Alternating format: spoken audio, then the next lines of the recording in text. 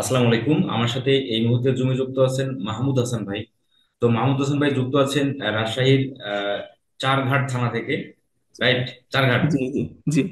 যে চারঘাট থানা থেকে উনি যুক্ত আছেন। তো উনি আমার ক্লায়েন্ট হান্টিং টেকনিক এবং আমার পোর্টফোলিও ব্যবহার করে উনি আউটো মার্কেট প্লেস থেকে একটা ক্লায়েন্ট জেনারেট করছেন, এবং সেই ক্লায়েন্ট ওনার পেমেন্ট উনি আজকে আহ, মানে ওই ক্লায়েন্ট ওনাকে পেমেন্ট আজকে করে। তো এই বিষয়টা আমরা জানার চেষ্টা করবো যে উনি ক্লায়েন্ট পাওয়ার বিষয়টা উনি কিভাবে পেলেন, এবং হচ্ছে পেমেন্টটা উনি কিসের মাধ্যমে নিয়ে আসতেছেন, ক্লায়েন্টের কাজে কতটুকু ক্লায়েন্ট স্যাটিসফাইড, আমরা সবকিছু জানার চেষ্টা করবো। যারা নতুন আছেন এবং যারা হতাশাগ্রস্ত ফ্রিল্যান্সার আছেন, তারা যেন এই ধরনের ভিডিওগুলো দেখে তারা যেন আত্মবিশ্বাস ফিরে পায় যে আউট মার্কেট প্লেস থেকে ক্লায়েন্ট জেনারেট করা যায় এবং মানুষ করতেছে। এই বিষয়টাকে সামনে রেখেই মূলত আমাদের এই ভিডিওগুলো করা। তো মোহাম্মদ হাসান ভাই, সব মিলে ভালো আছেন আপনি? জি আলহামদুলিল্লাহ ভালো আছে। আপনি কেমন আপনি আছেন? আলহামদুলিল্লাহ ভালো আছি। চারঘাট থানায় কি বাসা, না কোনো ইউনিয়নে হ্যাঁ বা এই টাইপের? হ্যাঁ, এখানে চারটা নাই। চারঘাট থানায় সদর। জি জি। সদর বলতে মানে আসলে প্রপার গ্রামও বলা চলে, আবার মানে ইয়াও বলা চলে। আচ্ছা আচ্ছা, তাই হোক। তো জি। এই যে আপনার ফ্রিল্যান্সিং, আপনি আপনি শিখলেন কোথা থেকে, বা আপনি কতদিন ধরে ফ্রিল্যান্সিং করেন? মূলত আমি টুকটাক 2021-22-এর প্রথম থেকে এটা দেখি, কিন্তু আসলে ওইভাবে ট্রাই করা হয়নি। এবং মাঝখানে একটা ইনস্টিটিউটে অ্যাডমিশন নিছিলাম। আসলে অ্যাডমিশন নেওয়ার মূল উদ্দেশ্য ছিল একটা সাপোর্ট। শিখার কোনো ওইভাবেই আসছিল না, কারণ আমি তখন অন্য একটা সাইটে শিখছিলাম। কিন্তু সাপোর্টের বিষয়টা আসলে এর জন্য নিছিলাম, কিন্তু আসলে দুঃখের বিষয় সাপোর্ট নিয়েও আসলে ওইভাবে হয়নি, কারণ একটা ভুল জায়গাতে অ্যাডমিশন নেওয়া হয়েছিল। তো পরবর্তীতে আমি ওখানে আর ওইভাবে ক্লাস না করেই তো ইউটিউবের কাজটা আগে থেকে দেখছিলাম, পরে আপনার যে টেকনিক গুলো এগুলো ফলো করলাম। এবং হচ্ছে যে আমি মূলত কয়েকটা কাজ শেখার পরে আমি একটা দিয়ে ট্রাই করি, যে ইউটিউবের কাজটা শুরু করার পরে আমি 600+ ডাটা কালেক্ট করছিলাম।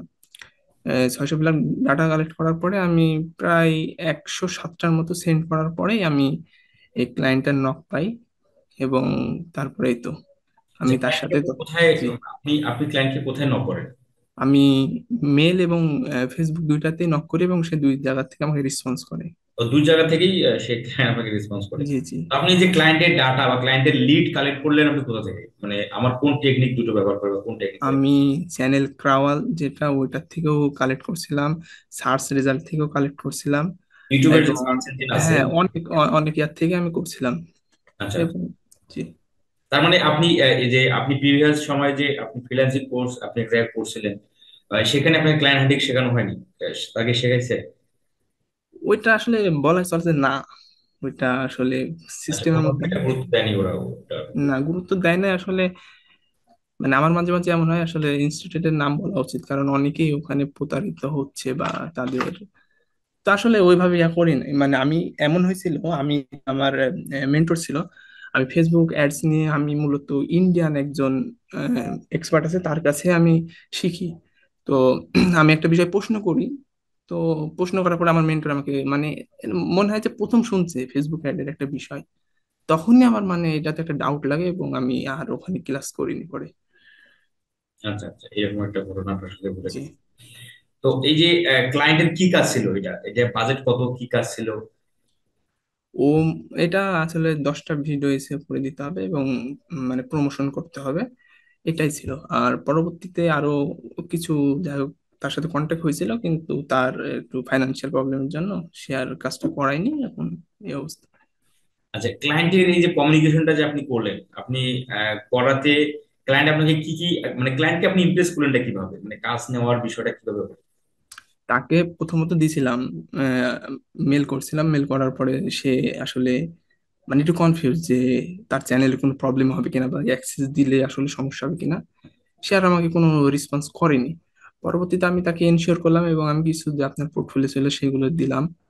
এবং সে দেখে মানে একটু ভালোই খুশি হয়েছিল। পরে সে বলে যাচ্ছে ঠিক আছে, আমি কাজ করাবো, কিন্তু এই মুহূর্তে আমার কাছে কোনো মানে মানে টাকা নাই।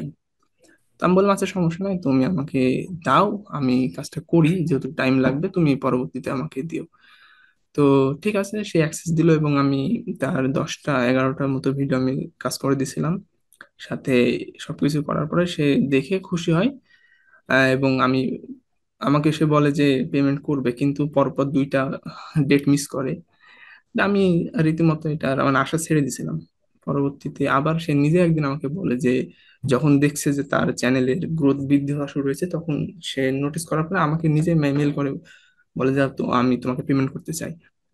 তো ঠিক আছে, পেমেন্ট তো রীতিমতো আমি বললাম কিসে, ও বললো কিসে নিবা, আমি বললাম যে আমার পায়োনিয়ার আছে।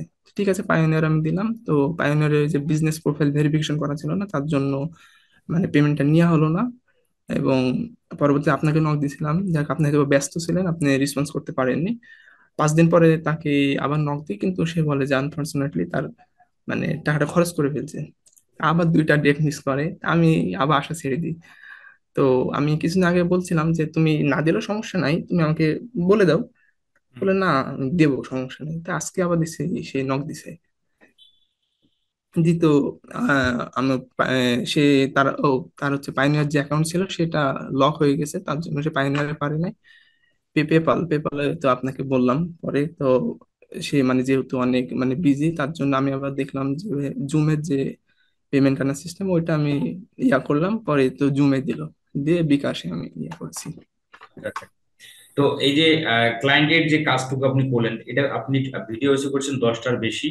এখানে চ্যানেলের মধ্যে কতগুলো 11টা। ভিডিও ছিল এবং চ্যানেলের মধ্যে কিরকম গ্রোথ হচ্ছে, সাবস্ক্রাইব ভিউজ, আপনার কি আপনার কাছে আমি কি যখন এখন? আমি যখন কাজ করি তার 400 মতো সাবস্ক্রাইব ছিল, এবং ওয়াচ টাইম ছিল 300 ঘন্টার মতো। তো আমি কাজ করার পরে তার বর্তমান সাবস্ক্রাইব 2000 হয়ে গেছে। আর হচ্ছে যে ওয়াচ টাইম, আমি যেহেতু এখন আমার কাছে অ্যাক্সেস নাই চ্যানেলের, ওয়াচ টাইম আমি লাস্ট যখন দেখছিলাম তখন 700 ঘন্টা প্লাস হয়ে গেছিল। আচ্ছা আচ্ছা, এবং ফার্স্ট টাইমও জি ক্লায়েন্ট পাচ্ছে এবং হচ্ছে সাবস্ক্রাইব, জি জি মানে সাবস্ক্রাইবও পাচ্ছে, আমাদের ভিউ ভালো হচ্ছে।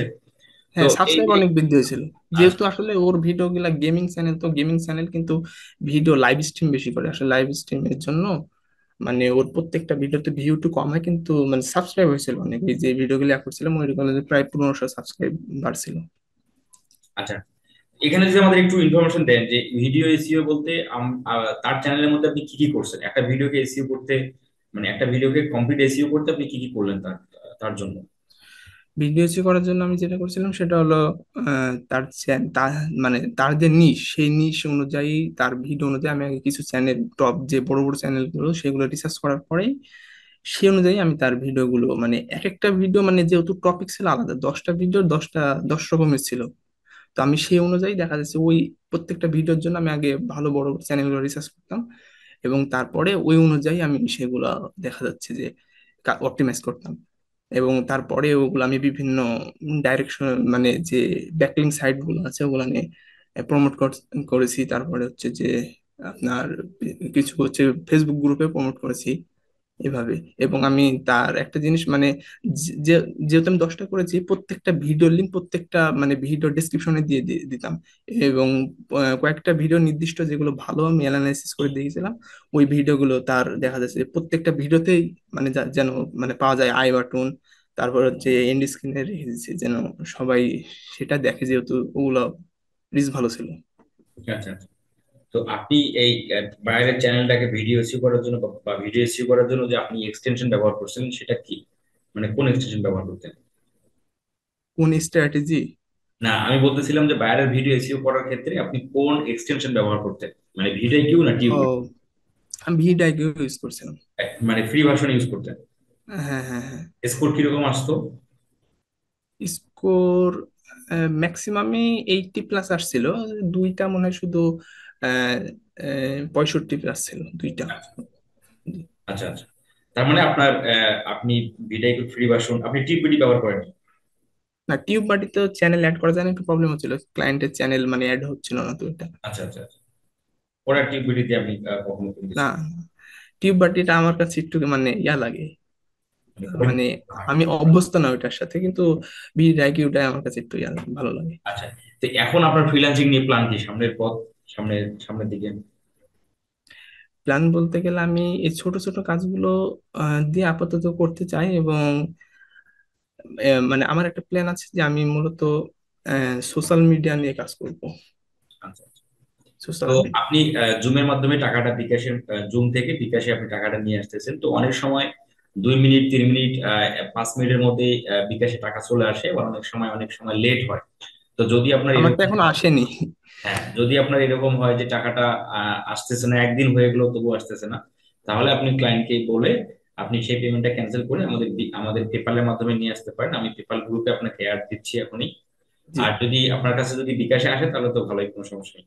জি জি আর এই সাথে যারা ভিডিওটা আমরা দেখলাম, আমরা মাহমুদ ভাইয়ের জন্য দোয়া করি, এবং হলো যারা আপনারা ক্লায়েন্ট আউটরিচ করতে যারা করেন কিন্তু পেমেন্ট গেটওয়ের কারণে পেমেন্ট নিয়ে আসতে পারেন না, এই ধরনের ইস্যু যাদের হয়, তারা আমার ভিডিওর দেয়া যে আমার ফেসবুক অ্যাকাউন্ট লিংক দেয়া আছে, ফেসবুক পেজ লিংক না, ফেসবুক অ্যাকাউন্ট লিংকে আমাকে মেসেজ করবেন পেপালের, মানে পেপালের জন্য আর কি।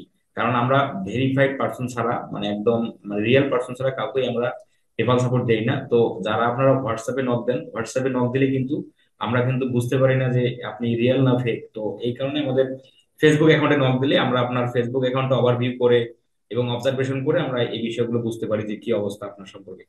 তো পরিশেষে মাহমুদ হাসান ভাই ভালো থাকবেন। আর হচ্ছে ইন ফিউচারে আপনার যদি কোনো প্রয়োজন হয় পেপাল বা অন্য কিছু, আমি তো পেপাল জি গ্রুপে এখনই অ্যাড দিচ্ছি। আরো যদি কোনো পেমেন্ট গেটওয়ের প্রয়োজন হয় তাহলে আমাকে জানাবেন ইনশাল্লাহ। জি জি ইনশাল্লাহ। ঠিক আছে, ভালো থাকবেন, আল্লাহ আসসালামু হাফেজ। আলাইকুম।